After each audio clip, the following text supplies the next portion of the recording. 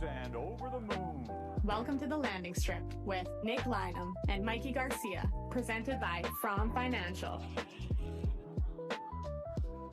Welcome back to the Landing Strip, brought to you by From Financial. And I gotta say, we're in for a doozy of a week, a doozy of a show.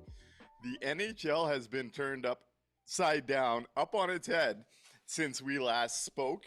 And speaking of when we last spoke, I want to give a shout out to this community and our sponsorship for all the positive feedback we got from the interview with Sean Reynolds. This community really showed out for us, and the traction and the attention that episode got, it was great to see. It was very overwhelming, quite frankly, all the good stuff that was coming through on that one. So I want to give a big shout out to this community that continues to build, continues to have these discussions, and continues to move forward, talking Winnipeg Jets with the boys. Want to really thank you all for that. And the Jets, we're going to have to talk about them as the Hellebuck rumors continue to swirl. Maybe not the best update from Dreger today. We'll get into all of that. But there has been blockbusters, and I got to say, as a transaction junkie like I am, this is my time of year. I could have done a show every day at this point, just breaking down trades and rumors.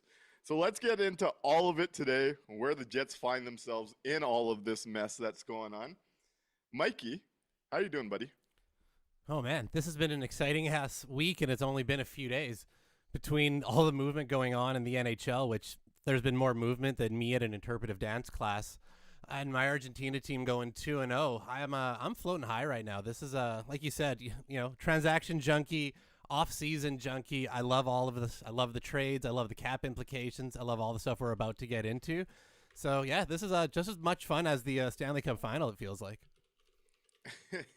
Oh, this is fun. This is the good stuff here. Where should we begin? I guess we should probably go in order of what's been transpiring. Safe to say, our Hellebuck dreams to Florida died this weekend, but we will get there. Weekend started off with a late one. I want to say it was like 2 a.m. in Toronto when Friedman put it out there. The Toronto Maple Leafs trade a fifth-round pick to sign and trade Darren Radish. He signed an 8-year, $8.5 million deal. 6 years, no move clause. 30-year-old breakout defenseman for Tampa last year. Let's go through these big moves in order. What did you think of the piece of business the Toronto Maple Leafs did around Darren Radish and what is probably one of the more interesting bets in the NHL? I'm glad somebody else is making that bet. I don't, I subscribe to the beware the magical season mantra. Yes, you do. That is I live and die by that one. And I feel like this could go the bad way for the Toronto Maple Leafs if this turns out to be a one-time thing, if this was just the magical season, if this isn't a sustainable path, this is one that could hurt a little bit. But, they're going for it right now. They're trying to make it look like they still have, every opportunity to keep Austin Matthews in the fold, keep him happy, keep it as a contender. So I don't like the bet. If it pays off, hey, great. You found a diamond in the rough. But it's not a bet I would have made. It is an interesting one. And at 30 years old, to have a breakout season and then get an 8-year, $68 million deal, definitely a lofty one. That being said, in the new cap environment, I don't think it's a true number one price. Like everyone's talking about him needing to be Toronto's number one D, which is probably an issue on Toronto's roster build. Yeah. When you look at it, like I wouldn't bet on Darren Radish being a number one defenseman. But looking at that deal, I mean, in the next 2 years, that's really going to be like a $6 million deal in the cap numbers we're used to. Comparatively, true. Comparatively, and I will say, he did have a really good season by a lot of the underlying data that would suggest maybe there is some real in that player. I know when I watched him last year, he's a fun hockey player to watch. Oh yeah, the big shot, the physical presence. Yep. I would be worried about the bet. Like that does seem like a big bet. But when you look at the situation Chayka inherited without having their number one picks the next couple of years, Philadelphia having it next year, Boston having it the year prior and Yep. trying to keep Matthews happy. I do think for limited asset cost, Toronto is getting themselves over the hump of not being a playoff team again. Yep. I do think the offseason and where it's trending for them, I think they're going to be in that mix between adding Gavin McKenna and a Radish, and it sounds like they got 2 more irons in the fire. I think they're doing a really interesting job with the situation they've inherited. I think Darren Radish on that power play one alongside of McKenna, Nylander, Tavares, Netfront, and Matthews is probably going to be a real dangerous. Yeah, that power play unit could be very dangerous. And what we just described there might be why you see Matthew Knies' name getting driven so much. He's no longer going to have PP1 minutes there. Yep. It's going to decompress his numbers. Just a bit of a theory on why Knies is out there so much. So I do think it's an interesting bet. I think he's going to help Toronto stay relevant, stay in that playoff mix when they don't have these picks. But I do think it is a big, big bet for a player that arrived at such a late age and you're buying his 30s. I would be a little timid there, especially with a no-move clause for the first 6 years. He clearly wanted to be in Toronto when it comes to the sign-and-trade aspect before getting to free agency. And I will say this, looking at the Tampa Bay Lightning since Julien Brisebois took over, a lot of people criticize them for getting out of Stamkos early, and then they turned him into Gensel. I think the team that knows Darren Radish best, not wanting to pay him, and now looking at an older option like John Carlson, is a bit of a red flag if you're the Toronto Maple Leafs when you look at the work Julien Brisebois has done with that Lightning squad. Yep. I would want to have like a deep dive into the previous years of Radish to see what those underlyings look like before making that big bet, because it just, I get that uneasy feeling that it's not as pretty as last year, and you're really banking that he's somehow turned a corner. You know, something's changed at 30, that he's figured it out, whatever it is. It's it's an interesting bet. It's just not one I would have made. And I think this summer is kind of the summer for interesting bets between Darren Radish and Bowen Byram, who appears to be heading to Chicago as we record. That's just dropping. If they get it right, you're getting a real big asset to a build in a top 4 right-handed D, or in Bowen Byram if he could really play at a number 1 level like he wants. But there's also some downside in both of those bets. We'll see where those go, and we'll talk about Bowen Byram once we know the return here. But that's what Toronto got up to so far. There's been some Hellebuck rumblings all of a sudden out of Toronto, which I find interesting. A weird little bit of spatter. I think it wasn't it Friedman who was one of the kind of rumblings about it? I will say, I had someone reach out and say that quote might be fake. Okay. On Twitter. It might be one of those troll posts, but okay. there has been some vague links wondering about Hellebuck in Toronto. So I don't know. I haven't listened to that episode myself yet to verify. Because that would be insane. If that quote was real. For sure. Moving in, though, we see the Florida Panthers make their big move. And we've been talking about Larkin and Hellebuck there. We did suggest Brady might be the one of these trade requests, but we were more certain on Werenski and Hellebuck. And it does turn out to be Brady Tkachuk as the Florida Panthers make some big swings this past weekend. It started off with Mackie Samoskevich moving to Seattle for a first-round pick and Winnipeg's 2027 pick, conditional. Could be Columbus's, could be Winnipeg's from a Brandon Tanev trade. Yep. So we see Mackie Samoskevich end up in Seattle for pick 25 and likely a top 40 pick next year, looking at Columbus and Winnipeg. And for me, as soon as I saw this deal, it was an indicator that Florida had something cooking. Yep. I got a little excited thinking it was going to be the goalie. I got to admit, I was like, oh, Jets don't think they can sign Samoskevich. Florida's getting some more draft capital. We'll see where this goes. What'd you think of the Florida trade and Seattle trade with Samoskevich? And then we'll move into the big one that's changed the entire Connor Hellebuck conversation for us here. That's not the big one? Oh, weird. I don't know what else there was. Yeah, I had the exact same thought, right? Look, they're stockpiling some extra assets. It probably means that, they had talks with Sammy and he wasn't interested in a long-term deal in Winnipeg. So you're going to recoup that asset now while you can and flip it, something of value to the Jets. And that's, my brain, that's exactly where I thought too. Great. Yep. They're gearing up here. They're ready to go. They're going to add Hellebuck. Here we go. We'll see what happens. But that's exactly what I thought too. They were just, adding in some extra assets for a bigger move. And a bigger move they sure made. Interesting from Seattle, as I've talked about, I do like Mackie Samoskowicz. I think with more ice time, he will be a second-line right winger. Agree. And we know Seattle keeps looking for those offensive upgrades. Oh, they also signed Bobby McMahon that day. Lines. Hey, if you are a middle six winger or forward, get on the phone with Seattle. Yes. You'll have a job for life. They have a type. Yep. And they will bet on all of the mid-six wingers at this point. It's definitely been an interesting roster build when it comes to the Seattle Kraken. But I do like Samoskowicz as a bet. We've talked about him potentially being the player in a Hellebuck deal. I do think Florida, what surprised me about this deal, I thought Samoskowicz would be worth like a late first or early second, and Florida ends up getting both. So I think from a pure asset perspective, Florida did really well. And then, of course, we see what they parlay that into coming up next year.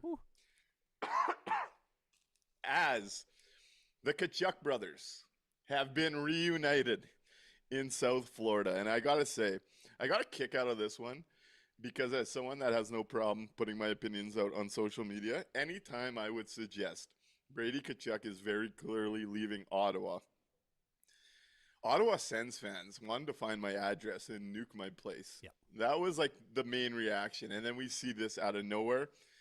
The Brady Tkachuk has 2 years left on, what is it, about a $7 million, $8 million deal? Yep. They get back number 9, number 25 in this draft, a conditional top 10 protected first in 2029, and a 2027 second round pick for Brady Tkachuk. We've now seen what the Ottawa Senators are going to try and do with the draft capital in a deal today. But let's get into this one. Brady Tkachuk demands a trade. He gives Ottawa the teams that we've been talking about. Minnie, yep. Vegas, yep. Florida. Yep. And Carolina got to be in the mix on yeah. this one. So winning a cup got Carolina into this exclusive company. Good for them. And we see Brady ultimately tell the Senators he will only waive to Florida. Here's the problem on no move clauses. You give them out. That player has all the leverage. Yep. In this situation, how do you feel both teams did? What do you think of the Florida Panthers right now after that deal with that price? What do you think of Ottawa? Let's talk the big one that all but eliminates the Connor Hellebuck pathways to the Florida Panthers. Yeah, for supposedly having, the Ottawa Senators over a barrel and, in complete control and all of this, I think the Sens came away pretty good in this deal. You know what you're getting from the 2 picks in this year's draft. You know that you're getting a little bit extra coming down, later on. Yeah, they didn't add anything, in that move there to replace the NHL minutes. But it screams we are loading up for right now because we're going to go make another move. We're acquiring assets, we're cultivating it, and now we're going to go out and we're going to replace what we just had there. Because Ottawa didn't feel like they were going to have Brady leaving turn this into a full-on, tear it down. They seemed, pretty much in the boat of this is a personal problem. This isn't a hockey problem. We're not looking at this group thinking all of a sudden that they're no good and we need to move on from it.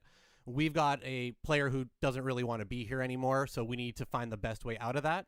And they went with, again, they were really only given one option in this from the sounds of it. Yeah, they had probably a few different lists and things like that.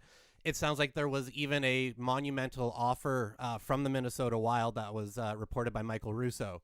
He hasn't said what the details are, but just that there was a massive offer coming from Minnesota, but in the end, Brady chose to go to Florida to go play with his brother, because that's really what this was probably all about.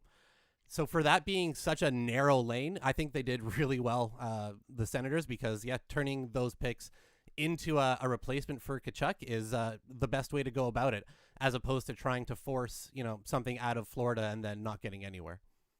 Yeah, I'm going to go a couple different directions on this one. I see Al Camino says Zito probably offered that to Chevy, and he said no, and Zito told him, fine, I'll just get a bargain bin goalie. And I will say Something came across my phone this week suggesting that one of the biggest issues the Winnipeg Jets are having right now is they've created such a tight window of what they want in return, and teams are ready to move assets to make big plays, as you're seeing today. The NHL blew up, and we're going to get into all of this, but the Jets have created this window that's going to make it a lot more difficult for them in this Hellbuck thing, and we'll diagnose all of that with the Jets at the end of this convo. But I don't think Al is wrong on what he says there. On the Brady deal, I'm not a big Brady guy. I think Florida does well at this price point for where Florida is. You look at that top 9 now. You look at their top 4D. I don't see them moving Anton Lundell for Connor Hellebuyck. They definitely were never moving Lundell and 9 for Connor Hellebuyck. So it sounds like he's an unmovable. Lundell sounds like they view him as a 1C going forward. And I think they're handling that right. Yep. I think they're handling that right. So this idea of Anton Lundell, just squash it. Connor Hellebuyck will not be a Florida Panther. And Florida moves draft capital in a win-now window. The one thing with Ottawa, I do think they did pretty well in this circumstance. Number 9 pick, we've talked about. We wanted it in the Hellebuyck deal. I would have preferred it to an Anton Lundell, to be quite frank, when you look at where the Jets are. They get a late pick in 25, which I think what gets missed here, and you touched on it, and you're seeing it in all these deals right now, and this is part of the problem with the Jets' approach.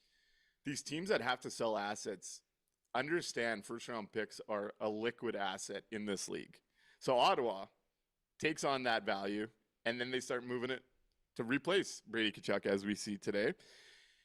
GMs realize you're going to have to be creative, and Kevin Cheveldayoff lives in this world where everything has to fit one round hole, and he's going to make one trade, and he's going to get out to the cabin to fish rather than being creative.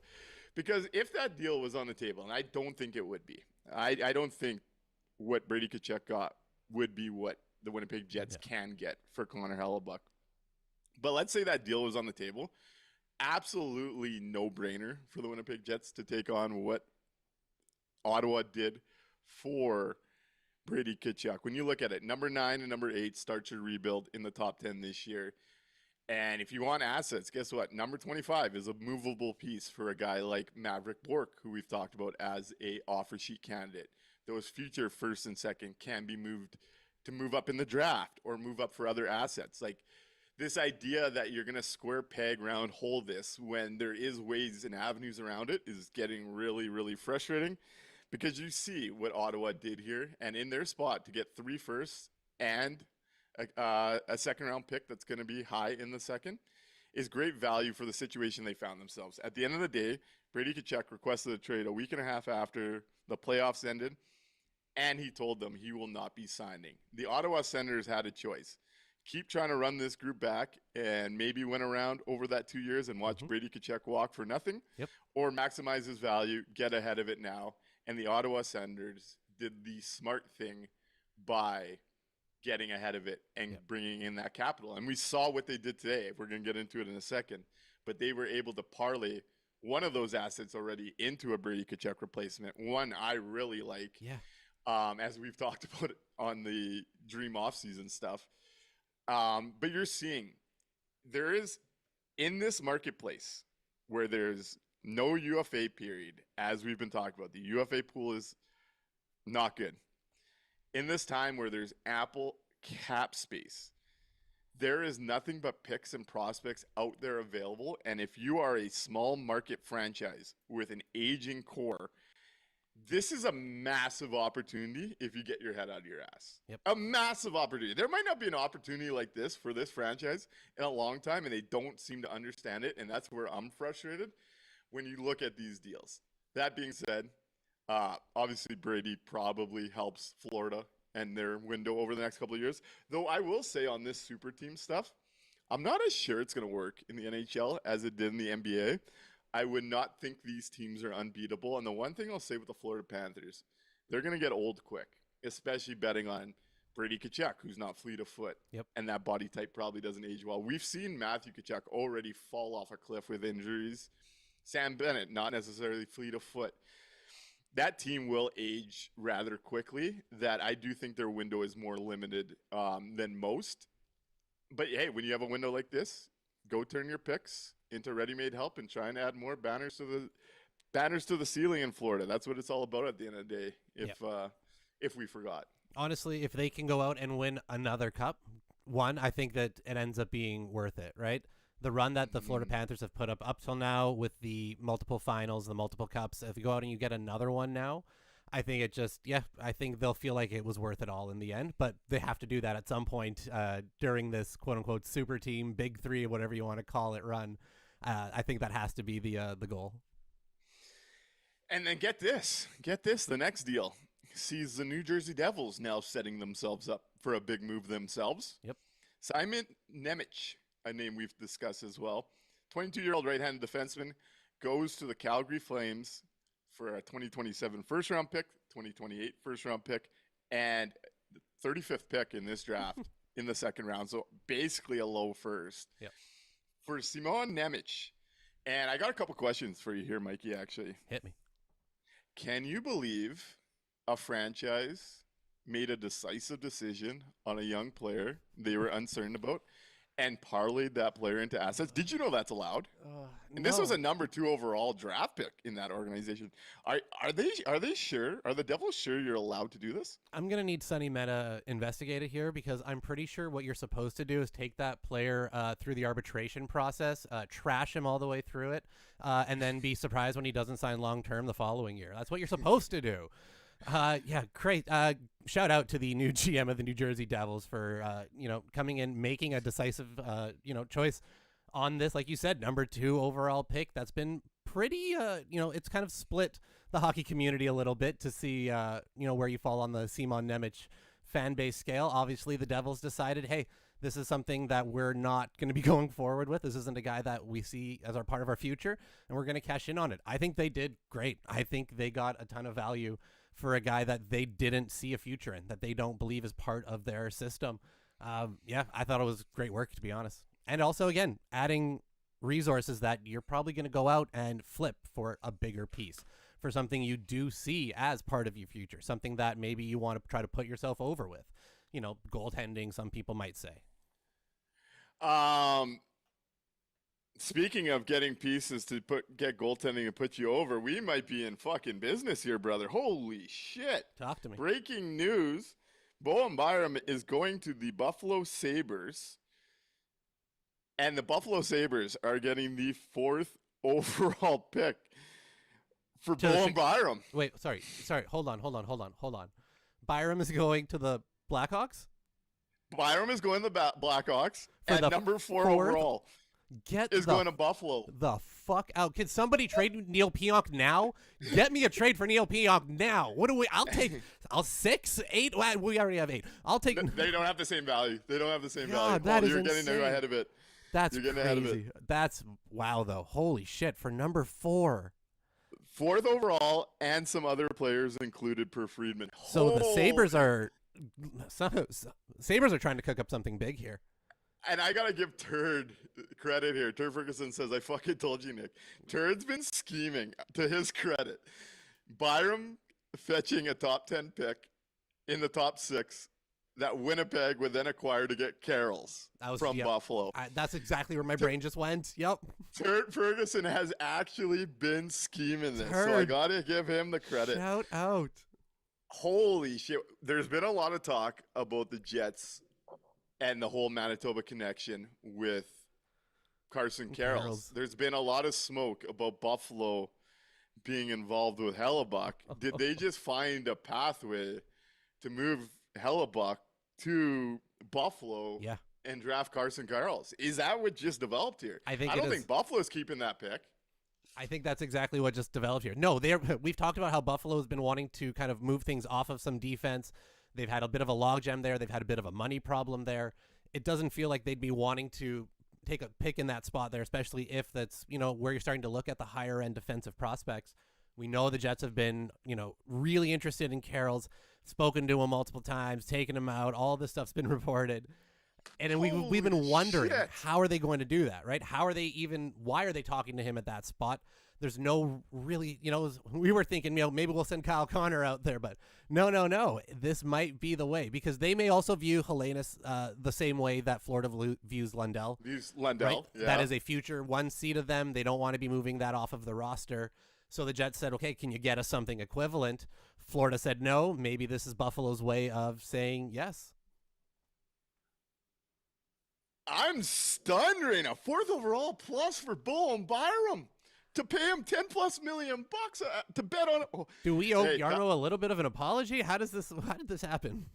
We need to, you know what? Kyle Davidson is doing exactly what I hoped. Don't worry about the Connor Bedard Chicago window in all of this.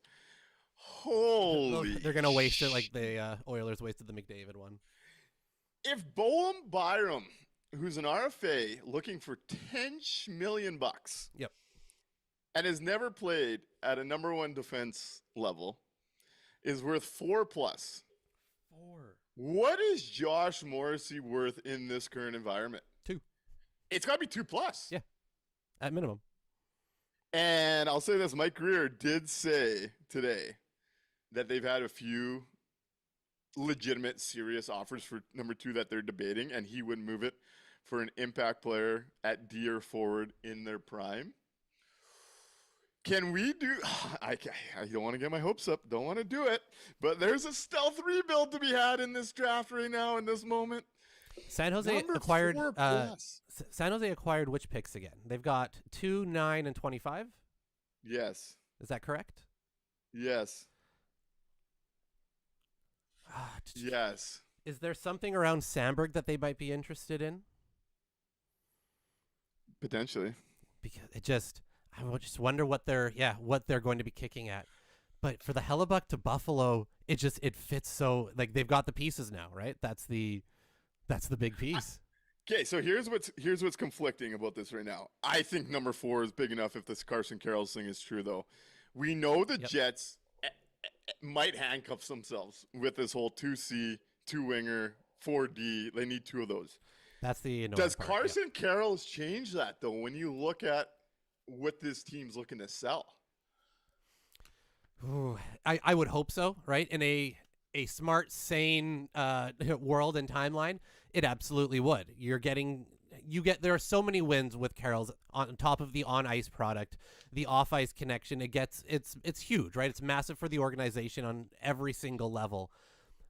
I worry about the reports that we haven't had a chance to hit on quite yet, because this is huge, of how the Jets are specifically coming out of Darren Dreger's own mouth, specifically wanting a 2C, a big defenseman, have to fill the goaltending need in the trade. I know there's been some reports that maybe they don't feel that much about the goaltending portion of it. I know Pignotta's been a little bit more willing to be forgiving on that part. But Dreger has said it a couple times now that they want a 2C, they want a left winger, and that part still does worry me. But if you get 4 from Buffalo, it should change the analysis, right? It should change the calculation a little bit, because that's impact now, right? That is step into playing NHL games now. You are adding to your NHL roster. This isn't we have to wait a year or 2. You don't think so? I wouldn't say that. You don't think they'd have him play right away? No. I'm surprised. I don't. Okay. But it does change the narrative. Yes. I think the Jets are cognizant of that right now. Interesting. Buffalo, here's what's happening, folks. When you see all these first going, everyone's trying to position themselves for the big moves that are out there to come. And Buffalo just positioned themselves at 4 overall plus for Bowen Byram. I can't see them making the pick. Ship the core. They want to win now. Get them out of here. Okay, let's keep her moving then. We did Simon Nemec. Yep. Another top 10 pick was moved. William Eklund went to Ottawa with 2 forward prospects for number 9. And we've talked a lot about William Eklund. This is step 1 to Ottawa revamping the roster post Brady Tkachuk. They turned one of those picks into William Eklund plus a couple bets. What did you think of the San Jose Sharks and Ottawa Senators piece of business here? Loved it for the Sens. I think they replaced Brady Tkachuk with a player that's going to give you just as good, if not a better impact, just generally on the ice. I really like it. Plus the added lift of having the, shadow of this whole trade situation, and does he want to be there, and all of this, dark cloud that's been hanging over everybody gone and clear. I think they did a great job turning those assets into a really good player on the ice, a much better situation overall. And they can kind of turn the page on that Brady Tkachuk era and move forward with a really good player in William Eklund. The San Jose Sharks side of it was a little bit interesting to me. Again, they are at, feels like they're stockpiling assets. Is that to make a win now move, or is that to keep building this future piece going forward? It's because the Sharks are kind of, you don't want to waste what you have right now, right? With Michael Misa on such an inexpensive deal, the absolute historic season that we saw up front. So it's just, you would think that they'd be in that win now mode. So stockpiling all of these picks, again, screams big name. I don't think it's for the Jets. I don't think it's for Connor Hellebuck. I think their big move is probably going to be making a play at Jason Robertson. But outside of that, I think that's kind of where it felt like for me. So Jordan Greenway is going to Chicago, so Buffalo clears a little bit of money there, which makes sense for what they've been trying to do. Their cap situation has been tight. Yep. Also, apparently, the Sabres do have another deal that they are working on beyond that one coming. So something is coming from Jarmo and the Sabres as well. Wow. On the San Jose trade, I think you're right. I think San Jose is setting themselves up. What's interesting about the San Jose trade here, at 2, 9, and 25, they could continue just drafting and build a long runway during the Celebrini window of just bringing in talent and keeping going. But I actually think they're setting themselves up for either J-Rob, California boy, there's your perfect running mate for Celebrini, a real stud. They could pay him no problem. Yep. I think you're right to list that name. The other name I'll throw you out here on San Jose is I think they might be getting Zach Werenski. That might be the big play for Greer now that he's got 2 picks in the top 10. Love that fit. I saw a lot of Jets fans on socials saw the San Jose trade and immediately thought Hellebuck. I don't think that Hellebuck is what they'd be seeking at this point in the window. I don't think it'd be for goaltending. And from every report, they like J-Rob. They like their guy right now anyways, And they drafted Ravensburg too. Like they've spent real capital on goaltenders. Yep. But I think San Jose is either setting themselves for a longer window, which you can't complain about that with 2 and 9. But I really do think they're looking to get a Jason Robertson or a Zach Werenski. If it's Jason Robertson, all of a sudden Dallas gets even more quality assets to now go get a Dylan Larkin, likely, is how you see that go. Yep. If you start to figure out the pieces here, that's probably the steps for Dallas this week. Yep. Is if San Jose acquires J-Rob, they're going to take those picks and get Dylan Larkin. Not good for the West in this idea of trying to compete. I'm just going to say it. The idea the Winnipeg Jets could play to win is just gone. Like, don't believe it. It doesn't exist when you look at the arms race unfolding. With Ottawa, we've talked about it a lot. I love William Eklund. And getting Brady Tkachuk out of your room, who I don't think is an alpha, who I don't think is a number one, who I actually think was a problem for the Ottawa Senators in that regard. If you're building a culture, you can't build it around Brady Tkachuk. He's very, very immature. He is just the third Tkachuk. He's comfortable being the third Tkachuk. He doesn't know how to grow up. To turn Brady Tkachuk into William Eklund, 2 forward prospects, 2 firsts and a second, sets the Ottawa Senators up way better, in my opinion. Eklund's cheaper, Eklund's younger, Eklund's approaching his prime, and it doesn't come with all the stink that Brady Tkachuk does. Really this is the type of deal I like from both sides, but for San Jose to move Eklund, it tells me they're gearing up for another run elsewhere. They're not going to tell Celebrini, hey, we're taking a step back. They're trading William Eklund to then go take a bigger fish. That being said, I think this is the type of deal. A lot of people, when the Jets do nothing, they go, oh, what could the Jets have done? Every trade outside of Brady Tkachuk so far did not have no trade protection. Draft picks, guess what? Don't have trade protection. You're allowed to acquire those. You probably should acquire those, to be quite honest. That's a good idea. But let's put it this way.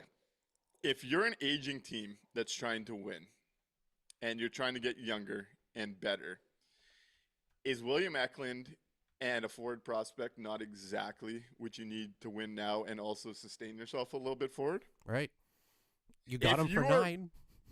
And I'm not saying that I would have done this. Everyone knows that I strongly believe you need to start accumulating assets and rebuild. But if you are serious about trying to win, and you're talking about we need a second line winger, here was your Nick Ehlers replacement for number 8, and you were going to get another Finnish forward prospect behind it. At some point, you have to pick a lane here. And this is the type of deal. If the Jets stand pat and don't do much, this is the deal I will point at next September or next October and say, why the fuck didn't we not do this if this was the plan? Yep.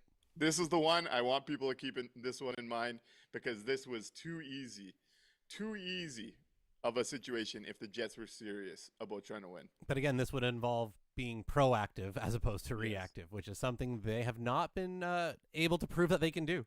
That's exactly the right point, right? If he went for number 9 overall, you have a similar package that you could have made, right, with number 8, and you could have added that replacement there and, supercharge your second line and got it ready to go. But it's, again, that would, involve doing 2 things at once, just, again, not their strong suit. I'm starting to understand why Mr. Meow gets mad at us sometimes. He asked, don't players have a say where they go? This is not true. This is the fallacy you've been sold. It's not a reality. If you're under 27, you don't have a say. Yeah. If you don't have trade protection, you don't have a say. Yep. So we're going to look back at that trade come October, unless the Jets do something big here and start going the right direction with it. Then there was another trade. Jordan Kyrou went to Washington for Connor McMichael and a first-round pick. I believe it was number 18, 17, 18? 18. Something in the range? Number 18. Number 18. So now St. Louis has 11, 15, 18, and a late one, late 20s. Late 20s, yeah. Jordan Kyrou goes to Washington. Makes sense. They were a team that really wanted to get Nick Ehlers last year. Jordan Kyrou's the Canadian version of a Nick Ehlers. Yeah. What'd you think of the Washington-St. Louis trade? Again, was a little bit jealous to see Kyrou go out there. I would have liked him, maybe come play for Montreal at some point. It would have been a good acquiring. I like Kyrou. He's a good player. Washington's getting a good ad. And they I don't think it was an overpayment by any stretch. I think it was actually a pretty even trade across the board. Each side kind of got what they wanted in the moment. I liked it. It I guess just part of the big whirlwind. Yeah, and then we see this Byram thing as we already got into. And then we got some news from Darren Dreger. The other trade from the Buffalo Sabres is an Alex Tuck sign-in trade. Oh. So they will not be signing Alex Tuck. So that money's going to go somewhere. That's going somewhere. That'll be interesting. Definitely interesting. Then we got news from Darren Dreger. So yesterday's reporting was very interesting. Very, very interesting. Chris Johnson, Pierre LeBrun, and Darren Dreger all went on a media tour to announce that Connor Hellebuyck has given the Winnipeg Jets a much longer list than the list you've been seeing from Larkin and Tkachuk, which I think is a positive, if it's true. That's the other thing. Are they being used by the team to leverage offers? Yes. And then we heard from Darren Dreger today that the offers and interest in Hellebuyck hasn't been what the Jets expected. No shit. We've been kind of telling you guys that goalies just don't carry the value, and that the Winnipeg Jets want to get a 2C, a two winger, or a top 4D for Hellebuyck to be able to move him. Now, that's just not going to happen. Like, it just won't happen. Mm-hmm. But when you heard Dreger today, was that a concern? Where do you think the Jets are with Hellebuyck? Where do you think this goes? What's going on here? So we mentioned before how Darren Dreger, is the most connected to the team and the organization itself. He's the one that's told us that out loud with his words. So we've been wondering, up until this last week, when is Dreger going to come out and, when are we going to hear the team's side of the spin? And now it's been pretty frequent that we're getting, updates from Dreger on the situation. We know that Hellebuyck has given them the list. We know that the list is quote unquote longer than the one that Larkin gave. And now that Florida has taken themselves out of the running, we're getting this information because he as Kevin Cheveldayoff needs to drum up business. He needs the other teams to know / think that there is, serious competition going on, that they're working real hard at it, that they've got, a big list to work from, and they're going to find a great deal. The concerning portion for me is that it keeps coming out that they need to find a 2C. They need to find a left wing. They need to find, a big hulking D, and well, who's going to play goal? I think I've heard Dreger say the words, who's going to play goal, like 4 times. You have to address that. To go into this thinking that you're going to fill every one of those holes with this one trade is so ridiculously out of touch with how the National Hockey League works. Don't take my word for it. Look at the myriad of trades that have just gone on over these last couple days. Yeah. You acquire assets in one spot to spend them in another place. It's really not that difficult or complicated of a concept. I don't know why they think they can go one-stop shopping, get that all done, and, slap their hands and be done with it. It's not realistic. It's going to get you such a reduced return that you're going to leave the fans pissed off. You're going to leave your organization in a worse spot than when you started. And if you don't do that, if you stay pat that, no, I have to get those things, and, I have to get a Lundell or I have to get a Hellenius, then, we're just, hey, he's going to play here next year. And great. So we're going to have another mid, wild card, maybe outside of the playoffs type of season with Hellebuck having another down year, his value reduced, the Jets another year out of a rebuild, less return for, it makes no sense to be stubborn about it when you can cash in right now. There are so many more known entities and known factors right now. The draft order, who's got what pick. You have more homework on this draft class than you do on next year's draft. You have so much more information and ability to make a good decision now, that being stubborn, loyal, whatever you want to call it, will only hurt you in the long run. It hurts them personally. It hurts them from the organization level. It's a bad idea. And the fact that we keep hearing Dreger, and then also Pagnotta's mentioned that they're, they want to fill a 2C. That means that somebody is talking about that. Somebody is coming from somewhere. That's not being invented by those guys, especially from Darren Dreger, who is, he talks about how close he is to the ownership, right? That's the whole game here, is they are telling you what they're trying to do. They're trying to drum up business with the other teams by putting out that shopping list, and it's just going to get them a worse return and make this all so much more difficult, and I don't get it. Yeah. Chuck R says, while other GMs put in the work, Chevy uses Dreger as his proxy. How's that working out so far? I will say, this is what's concerning for me, and I don't want to rant or go off until we see what actually happens. At the end of the day, this is going to be a crazy week in the NHL. If this hasn't shown you that, this is just the beginning, and there's going to be some big names moving.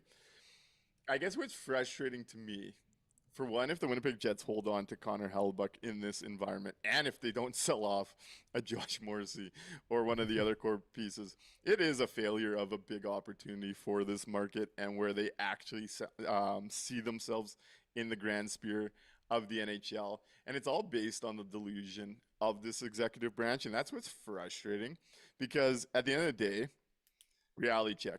If you trade Connor Hellebuck and get a mid 2C, because no one's going to give you a top 20 center for Connor Hellebuck, top 40 center for Connor Hellebuck. Nope. You get a mid 2C, you get a mid winger, you get a mid D. You're doing what Calgary did when you think about it. If you are trading a star off for depth pieces so you can try and be a competitive team, you are going backwards in both assets and not having that premium asset to juice a rebuild into quality assets. You're turning it into a 2C, a 3C, a 2-winger, a 4D, 5D, which comes at if you try to piece those off individually after this plan fails next year, because they won't be a playoff team. If Hellebuck's here next year, they won't be a playoff team. If Hellebuck's not here next year, they're not going to be a playoff team. Either direction here is just the reality the Jets find themselves in the sphere of the NHL. Yep. As Happy says, Nick, there are only 2 top 6 stars, a replacement goalie, and a top 4 DOA. Close. At the end of the day, there is no pathways the Winnipeg Jets can honestly trade Hellebuck and win now. There is none. It doesn't exist. It's a delusion. And you have this opportunity in a market that is clearly a seller's market to really juice that future outlook. So if Hellebuck stays with the Jets next year, Kevin Cheveldayoff 100% failed this offseason and did not know how to read the market as a GM or read his own situation. If Hellebuck is moved for a win-now package like the Tkachuk deal, that's what I'm going to compare it to. That is what the comparison will be for me, is the Matt Tkachuk deal. Yep. Go look at that. And Brad Treliving telling the Calgary Flames Nation they were going to win. And they got the 1D and the 2-winger and the 1-winger, and they were going to win. And then you look at what's happened with Calgary. The Winnipeg Jets should be learning from the mistakes of other organizations. They should not be priding themselves on becoming the Central Division, a tougher division than the Pacific, by the way, a much tougher division than the Pacific, by the way. They should not pride themselves on becoming the next Central Division Calgary Flames. And every piece of reporting we're hearing is exactly what the game plan is. And for one, they are not going to get real impact ready now players for an aging goalie. That is not how the marketplace works. I know everyone here wants to hold on to what Connor Hellebuck meant to us. The reality is he's a 33-year-old goaltender. And regardless of what he gets traded for, will likely be the biggest return a goaltender has ever net in the marketplace of the NHL. It will very likely be the biggest goaltending deal. Yep. But if you're trading Hellebuck and trying to win, you're not going to win. If you're not trading Hellebuck, you're still not going to win. At some point, and maybe number 4 overall is the type of asset that is so valuable it shifts the thinking of the Winnipeg Jets. But at the end of the day, there is only one right pathway, and that's how they will be judged by me, is arriving to it. Yes, they might accomplish their goal, but their goal is going to give them the slow Calgary Flames death, and that's not something I think we should be supporting and cheering for. They are in a situation right now where prime picks and prospects are on the market because there is a ton of cap space in this league. Yep. We are entering a new environment of the NHL, and it's important to try and foresee that. This isn't the dead cap era where players are just going to stay where they are and get their bang for their buck. Yep. Teams aren't going to hold on to draft picks anymore because the ELC years were so valuable during the dead cap era if you wanted to maintain a window. With how much cap space is out there, how much star players are out there, and how many teams, the other side of this, we are in a transition period of this league. It's not only the Winnipeg Jets getting phased out, and they're totally out of this picture at this point. Colorado is going to be phased out of this. Edmonton is going to be phased out of this. Vegas is going to be phased out of this. And we will see the Utahs, the Montreals, the Anaheims, the San Jose's become the next 5 to 6 year teams as we see it. At one point, it was Chicago, Pittsburgh, LA, right? Yep. How many of those teams are successful right now? None. None of them. None of them. Right? It comes in cycles. It comes in cycles. Sports are cyclical. The league is cyclical. Yep. And we're going into a cycle where the cap is rapidly exploding. So star-level talent signed carries more value than it did at the dead cap era because teams are more willing to take those shots because the ELC years, if you're ready to win, won't be as valuable to those teams as they were in the dead cap era. Every year you're going to get 8 to 10 mil fresh to spend. And this is important to, like, if you are running $1 billion company, which the Winnipeg Jets are, you need to be able to map this out and understand this reality and operate effectively. The other side of going down the win now path, where you will see probably quality assets come back, but if you were to piece them off, they would probably get you a first in 3 seconds. Whereas if you look at the Brady Tkachuk deal, you're talking about a top 10 pick, 2 more firsts and a top 40 second. Like, there's levels to this asset side of it. And we really need to get into that framework. The Winnipeg Jets need to be thinking in that framework because what is coming is only going to be a bigger uphill climb, not an easier one. And that's how I'm going to be judging this offseason. You have to understand the marketplace. You have to understand where you are in the cycle. You have to understand the value of your assets. And you have to. You have to. You can't live in this diluted yes man segregated company and pretend it's all going to be okay. That is not where this is going. So we've got some questions over on Facebook. So shout out to the our group over there. Thanks for tuning in. So first, we'll start with where'd you go here? So Darwin, I think agrees with you. He says get Hellebuyck out of the picture and concentrate about the other players on the team that can still be traded by Friday, right? And see what kind of moves you can make. For sure. Dante is wondering, the way Dante sees it here. Sorry, my page. There we go. So, okay. Everyone's saying with or without Helly, the Jets next year are not a playoff team. They were President's Trophy winner last year, but they had a setback this past season. There were a lot of close games that they lost by slim margins. Is it that far off to believe that they're not going to be good enough to at least make the playoffs this coming season? I think with some key changes they could. I think we kind of touched on that going through, right? The fact that the Central's got an arms race going on, how deep the players or the teams around us are. The Pacific, which the Jets, again, had single-digit wins against. The playoff teams, even in the Pacific, isn't a better path. It doesn't seem like that's the way to go forward. So I think we've kind of touched on that. Kyle wants to keep Helly and then just pick a centerman, I'm assuming with the number 8, and they think we could be good to go. And finally, Mark wants to know if, because we've heard some rumblings out there with Helly to Vegas. Other than taking on Aiden Hill, what could the Jets get? That's the problem with Vegas. They don't have the assets right now. Left. I do think Aiden Hill becomes the goalie option for the Jets after Helly deal, and there has been smoke on Vegas. I know Emily Kaplan said that today. I've heard some of the players around that org have been talking up the idea Hellebuck's coming there. I just don't see a pathway with their asset pool. On the Jets' big picture, I want to go back to that point, though, from Facebook, and I'm going to explain why I don't believe that is accurate. Yes, they made the President's Trophy last year. 100% can't take it away. There was a banner in Canada Life Center. We all got to enjoy that year.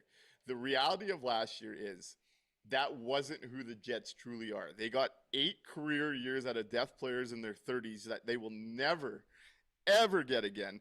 And the other side of this is I get the idea to want to lean on the President's Trophy. The biggest factor is, and a big factor why the Jets are stuck. We talked about it with Sean, but part of it got cut out from some audio issues. The Winnipeg Jets have 4 core players. Kyle Connor, Mark Scheifele, Josh Morrissey, and Connor Hellebuyck. Those are the 4 guys that drive results for the Winnipeg Jets more than anybody. They had 5 in Nick Ehlers, and Nick Ehlers masked a lot of things. 5 is typically the barometer you need in this league, 5 stars, to be in contention or competitive in this league. The Winnipeg Jets have 4. And then when you look at the Jets 4, they're 33, 33, 31, and 29 turning 30. Their best days are not ahead of them. So they're already short-manned in a core. They're aging. And then if you want to break it down even further, Mark Scheifele and Kyle Connor being attached at the hip and only being an average first line in this league while not having the star power behind them puts the Jets at such a disadvantage. Mark Scheifele and Kyle Connor are only a plus duo with Josh Morrissey on the ice. So then you need to use, to get the most out of your 3 skating core members, you got to use them together. Yep. So every other time on the ice, you don't have a difference maker on the ice. The Winnipeg Jets fell off so hard because of the lack of talent on this roster. It wasn't just injuries. It wasn't just a down year. They are closer to who they were this past year than the President's Trophy year. Could they potentially put themselves into a position to be a wild card 2 and play 4 or 5 playoff games? They can. That is their ceiling. That is where they are at as an organization, where if they enter next year as constructed, same plan, their absolute ceiling is a first-round knockout in 4 or 5 games, and their floor is a bottom 5 team in the NHL. When you look at historically in the cap era, and let's talk about the President's Trophy. Historically, there's been 4 teams that have won the President's Trophy and then fell off the following year and missed the playoffs. In the cap era, there has been 3. Of those 3, not a single one of them made the playoffs within the next 2 years. Not a single one. Not a single one. Yep. And the way the Jets are built, the age of the group, and the lack of support around it, they won't be the first. They are more likely to follow the New York Rangers trajectory than to be this miracle team that turns it around after one bad year. I'm just stating how I see it and how the business is set up. I don't buy it. And before we get too excited about the, end of the year run that got them so close and all of that, let's not forget the things that drove that, right? Injury, unexpected promotions for Salo, trades that were dropped into the lap of Kevin Cheveldayoff to remove the problems from the roster. Like, when they have full, we've got everything in front of us and they've got, all the choices to make, they don't generally make the right ones a lot of the time anyways. So it's not like this was some incredible coaching staff that was handcuffed, like you said, by injury and all of this. It just isn't, right? The positives that came out of the end of last year were things that were outside of their control and kind of forced upon them. And they told us that out loud with their words. It's not that we're making this up.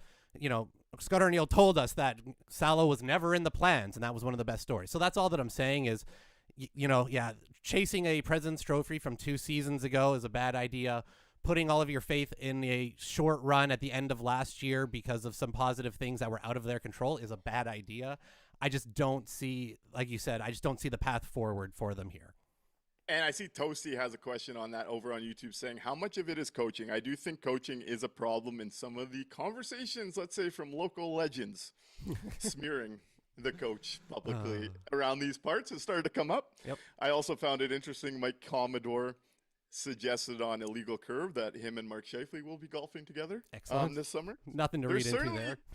Yeah, there's certainly red flags around Scott Arniel. There's no doubt about that. But the reality is, over the last 8 years, Paul Maurice has been here, Rick Bowness has been here, Dave Lowry momentarily was here, and Scott Arniel has been here. So we're talking about 4 coaches in the last 8 years, and the roster Kevin Cheveldayoff has built has missed the playoffs more times, or at the same amount of times that they've won a playoff round. Yep. This isn't just a coaching problem, and we have to stop just looking at coaching. Scott Arniel is a real problem. Real problem. Yeah, he's not helping things, you know what I mean? It's not that he's some great coach being handcuffed by all of this, but he's not number one on the list of where the problems start.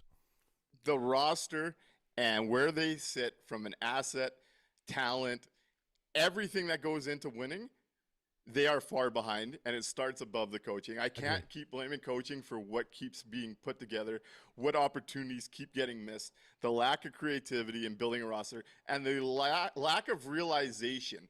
That's the toughest one for me. The lack of realization of where they sit in the marketplace, that is the NHL. I see Mr. Meowcat says, Winnipeg doesn't need to win the cup. They need to remain competitive. The reality is they're not going to do either going down this path. Do you see drafting 12th overall with an aging group and no farm system, not playing playoff games as competitive? Because if that's the bar, buckle in. The next 5 years are going to look like that if they make a win-now trade with Connor Hellebuyck. If you want to be the Calgary Flames, that is where this is going. But they will not be winning a cup, and they won't be playing in the playoffs. They will not be winning playoff rounds. That is where this is. And to me, that should be at least the bar to suggest this team's competitive, and they won't. They won't. Yeah. That's where they find themselves at this point in time. The frustrating thing is that's what the team, or not the team, the organization does see as competitive. They see fighting for a playoff spot and just getting in as, that is their bar. And that's the frustrating part about all of it. And we need to get away from the mentality of, nobody's going to go to Winnipeg. Nobody's, you have to draft and develop your way out. They're not even doing that. That's the issue, right?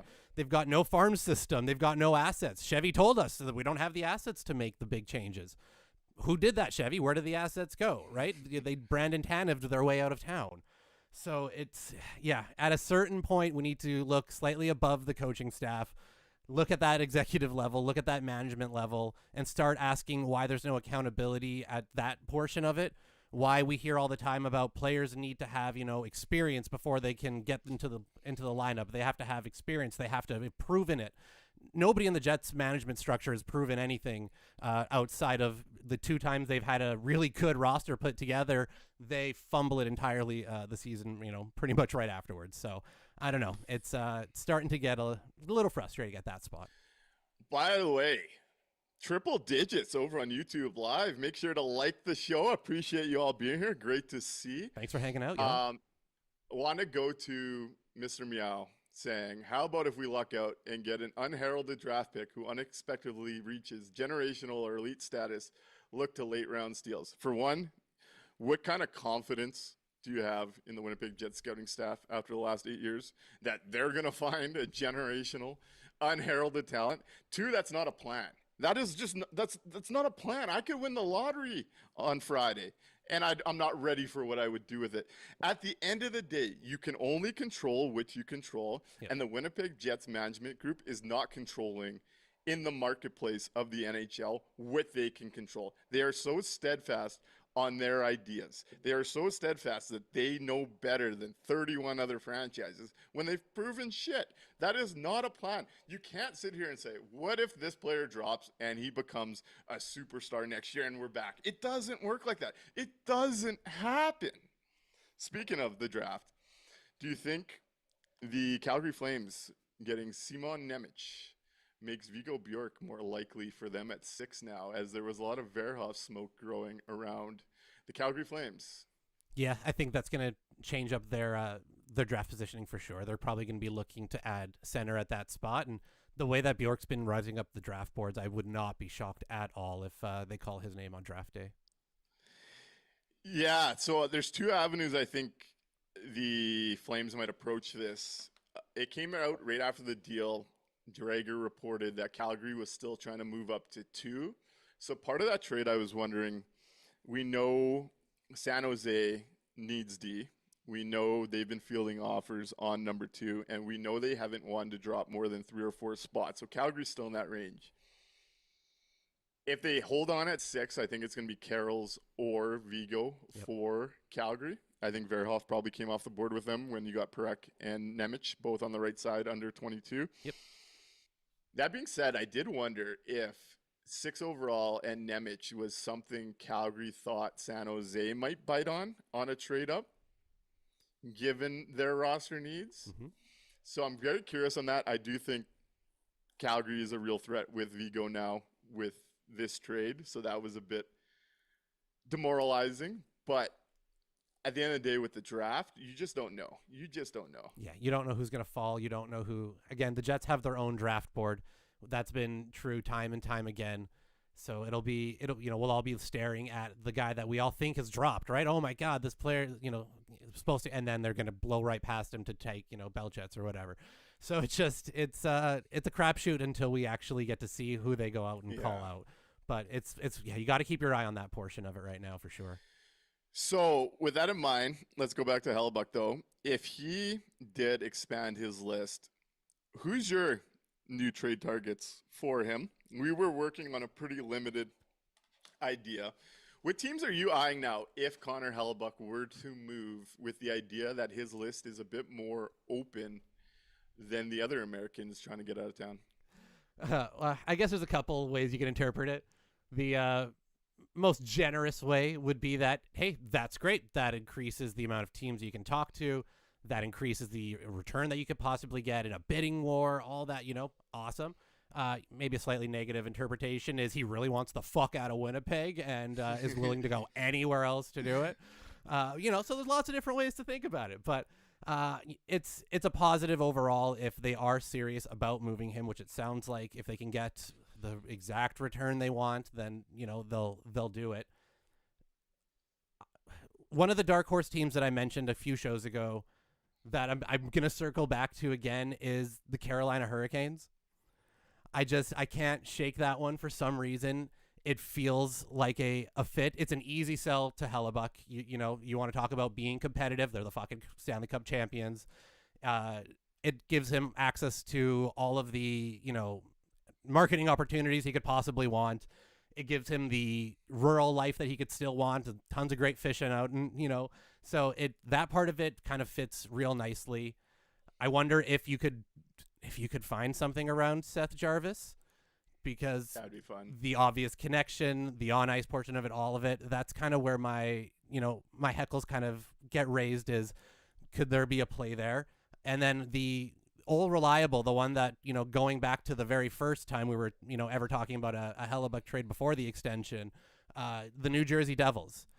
gearing up, adding draft picks. New GM in town wants to make a big move.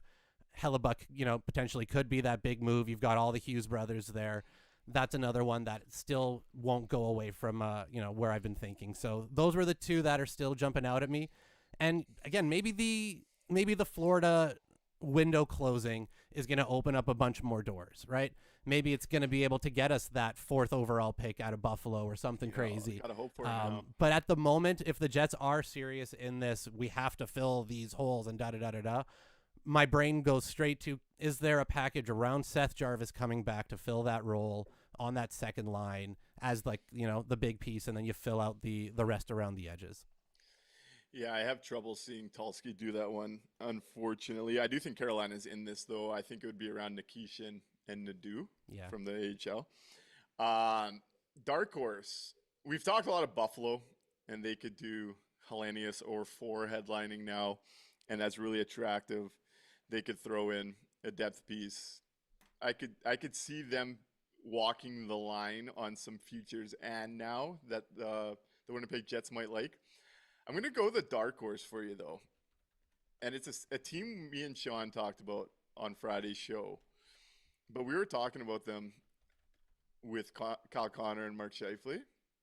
I think the Utah Mammoth are a really, really interesting dark horse here in the sense, as we talked about on the show with Rennie, those NBA owners think differently. They play a different game when you come from that background.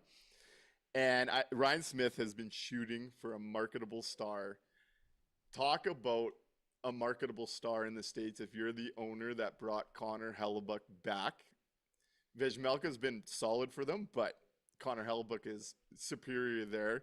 So you can get like a Vejmelka, you can get like a Barrett Hayden and pretend he's your 2C. We've talked about him as being one of the available bets when it comes to not having trade protection.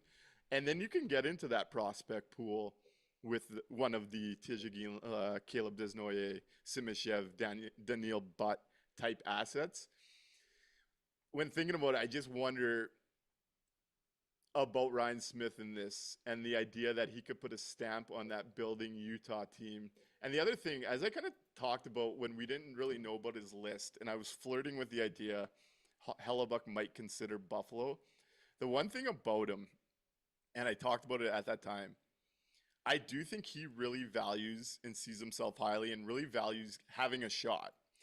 Even with the Jets only winning 2 playoff rounds, he always talked about being in the playoffs and having a chance. And we'll be back next year and we'll go on this run. I think he's one of those guys that truly believes if he has a shot at doing something, he could win it. So I do think teams like Anaheim, Utah, Buffalo, who aren't the traditional teams on those lists, Montreal would fit into this group as well, that look like they are here to now start their windows for the next 3 to 5 to 6 years. I think those are the type of teams Connor Hellebuck would actually look at and see differently than maybe a Dylan Larkin or a Brady Tkachuk right now, just based on how he's really communicated in the past. So I wonder about Anaheim. Obviously, that'd be Mason McTavish. Yeah. I wonder about Utah around a Barrett Hayden, maybe a Vejmelka, and some of their high-end prospects. I wonder about Montreal, as there was a report from Pierre LeBrun that someone just recently took the Habs off their trade list. And I thought that was an interesting little tidbit. Might not be Hellebuck, but it could be, potentially. I don't see San Jose prioritizing the goaltending, as we've talked about. Those are kind of the teams I'm starting to wonder about here and making the big move for Connor Hellebuck. I guess it's going to come down to...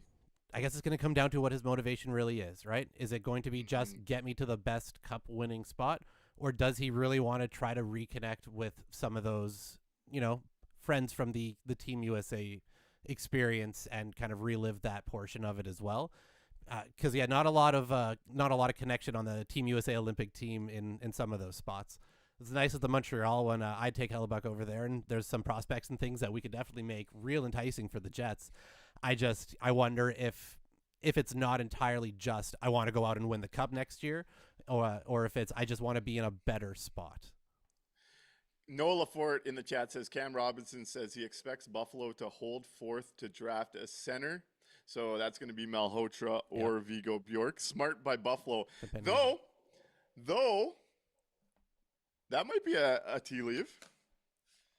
If they're taking number 4 and keeping it for a center, which is Malhotra or Vigo, does Consta Helenius become easier to move? Oof. No, probably not. I mean, in a perfect I'm world, not so sure. sure, but I don't know. We'd have to see how much they're going to want to value that, right? If they're going to, yeah, I don't know. After going on the run the Buffalo Sabres did, do you think that fan base, dressing room, or organization is going to trade off Bo and Byram and not want to make a big splash to keep moving forward? I think that would be career suicide for everybody involved. True, very true. Yeah.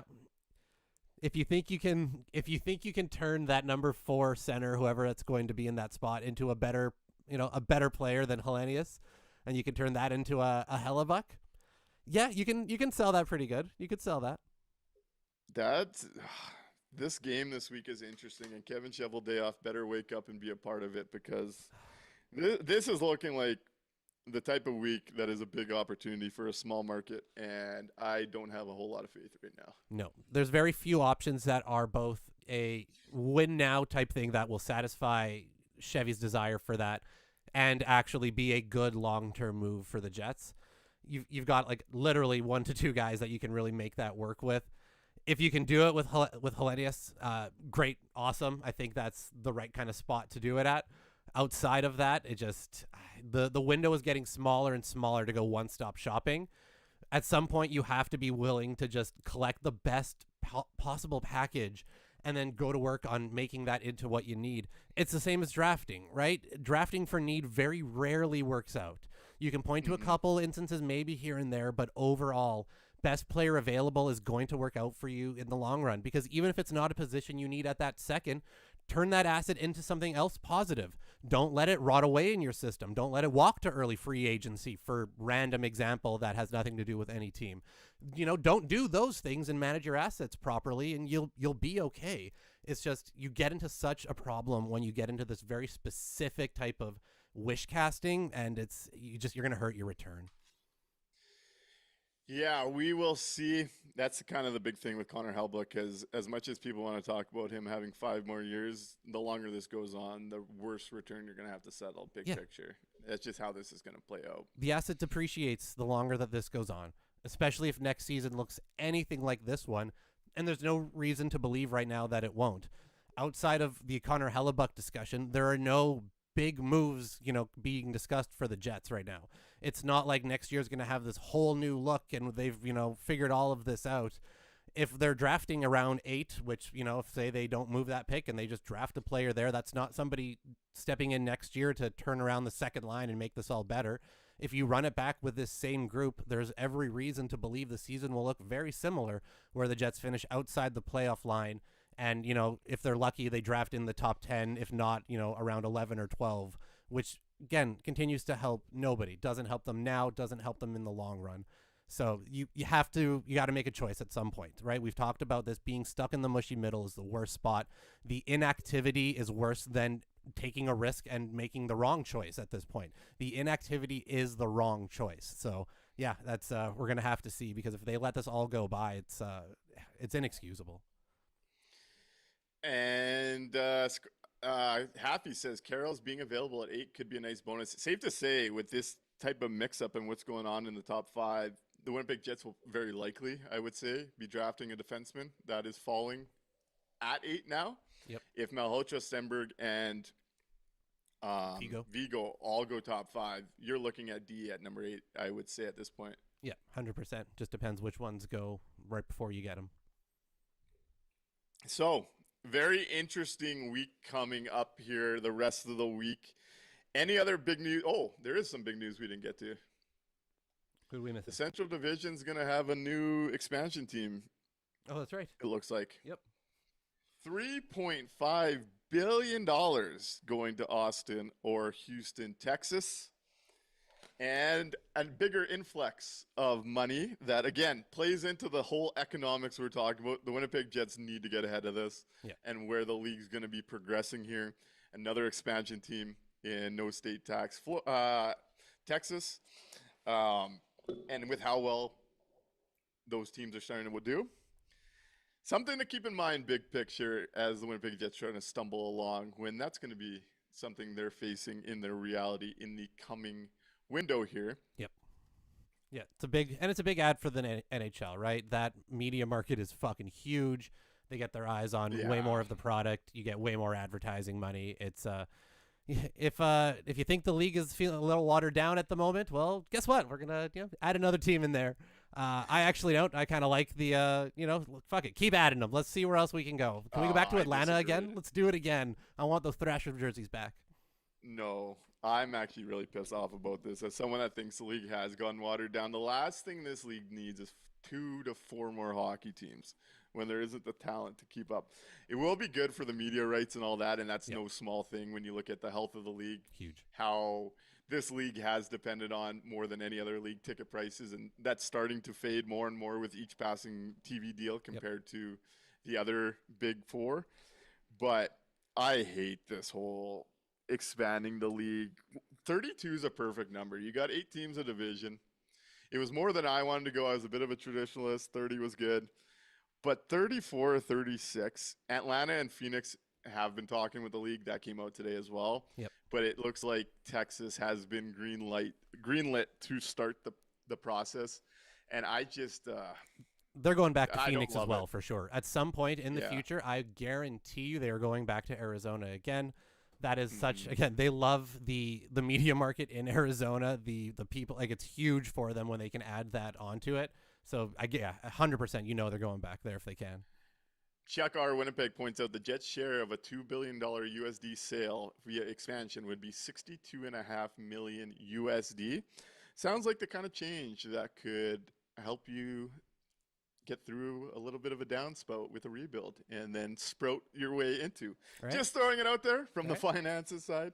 The Winnipeg Jets are going to be getting a rather big check from this Texas expansion that will be going right into their coffers. So they should do what's right for the business and set themselves up so that they are not bad when the Austin or Houston team comes. Right. I think that would probably be some good long-term planning that they should maybe start looking at. And I guess we didn't talk about it. Hockey Night in Canada no longer. Do you have any takes on that? That's it's disappointing, right? I think as most Canadian hockey fans associate Hockey Night in Canada with the CBC, with that, I grew up hearing Bob Cole as the voice of Hockey Night in Canada, and it's tough that it's not going to be on CBC anymore, that they've pulled the rights agreement that they had. And you can get into the economics of it all, of going from what was a free to access channel now to a paid subscription cable channel and all of that, because that's a big real part of it. But just from the emotional side of it, it's going to be tough to not have that on there anymore, for sure.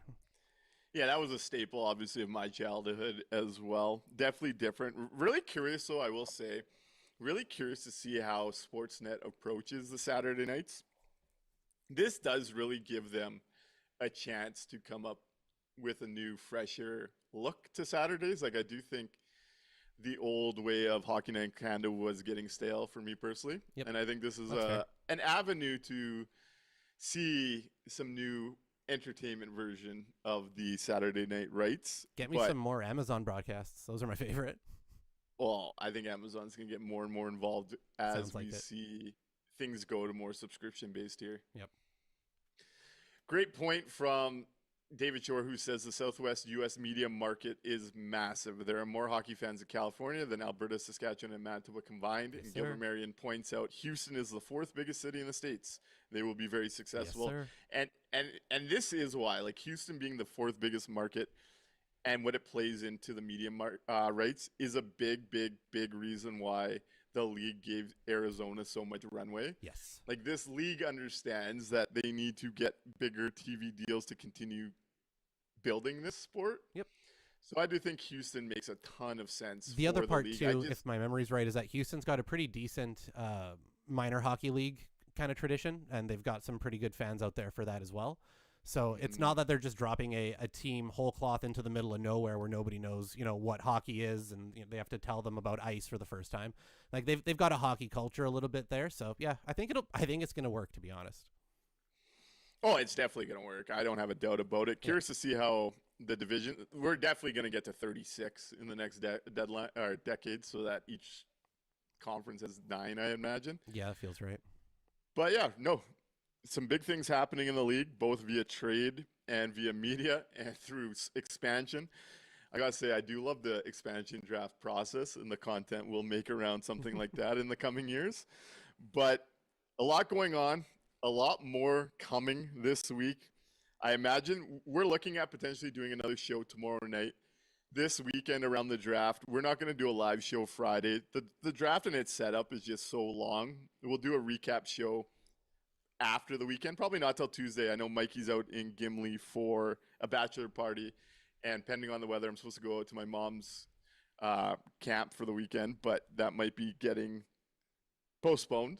So if something big happens around the Jets, I might even just do a Twitter live stream on my own, and we'll just yap away. But we'll be back potentially tomorrow if things are happening, and it seems like this league will keep happening. If not, we'll pop up throughout the week here at some point. I want to thank everyone again for continuing to support this show. Biggest live stream we've had on YouTube, which is great to see. Really thankful you're here enjoying the content and continue to support the boys. And we'll be back soon here as the NHL and this offseason looks like it's going to be something like we haven't seen in some time. I'm excited to see where it goes, and let's hope the Winnipeg Jets and Kevin Cheveldayoff are part of what's happening. Mikey, anything from you on the way out? No, just remember, everybody, you can be surprised or you can listen to the landing strip. We'll see you later. We'll see you next time.